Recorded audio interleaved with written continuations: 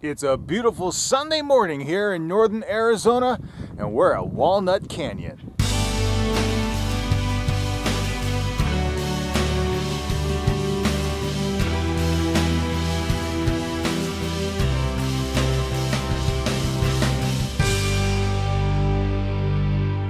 It's home to about 300 different Pueblo-style cliff dwellings. I'm going to show you a few here on the Island Loop Walk.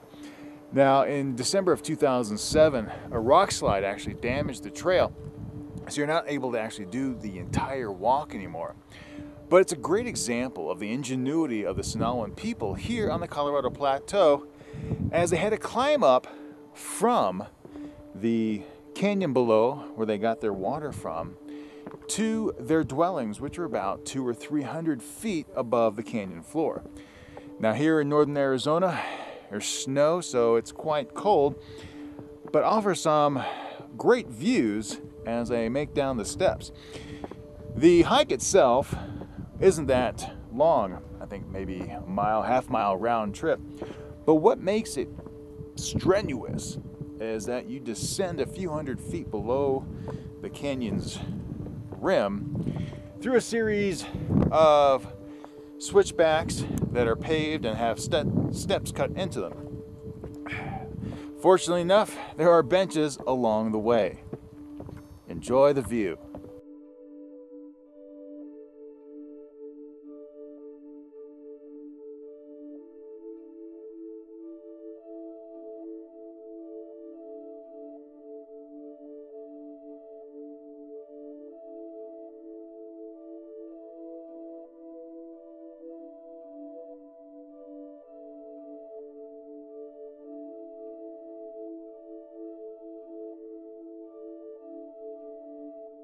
All right, after you've come down the trail from the visitor center up on the rim, you arrive here at the island area.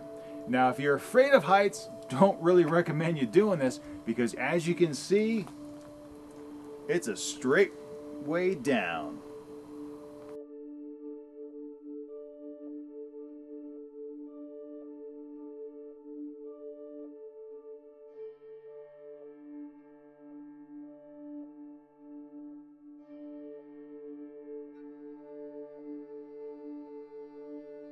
More and more evidence suggests that as the Sinaguan and Pueblo people here on the Colorado Plateau migrated elsewhere, it wasn't really sought as or seen as a spot of failure, rather than as a celestial or spiritual sign that it's time to move on. Speaking with the descendants of these people, we come to realize that the ancestral Puebloan people of the region never really viewed these structures as being permanent, only as temporary settlements. So as disease would come among the people, or as climate or farming conditions worsened, they would simply take that as a sign to move on.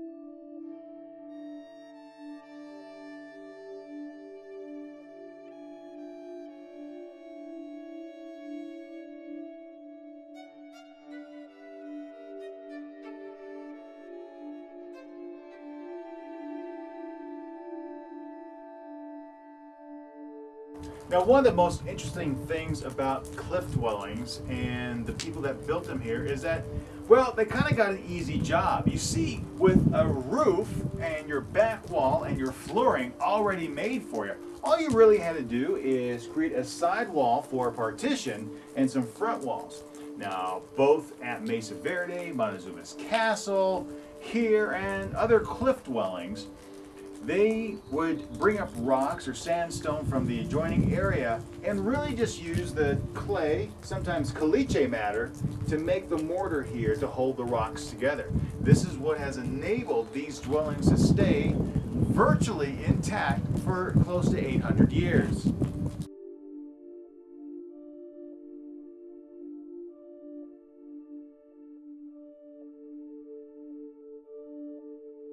As you can see, the roof actually was quite spacious. I'm being a person of 6'4", I can stand up fully and not have a problem.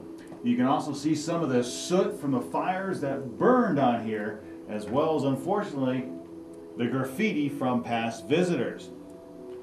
The rock, the limestone that creates the ceiling and the floors and the back wall, is an excellent heat insulator. So by using the same materials to create the front and back side walls, the Native Americans who lived here around the 1100s up until about the 1300s enjoyed a very warm home because they kept their fires burning all the time.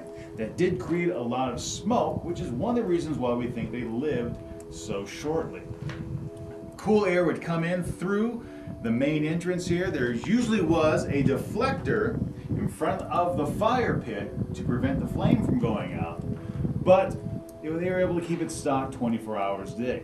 This concludes our little tour here of Walnut Canyon National Monument. I hope you had as much fun taking a look at it as I did.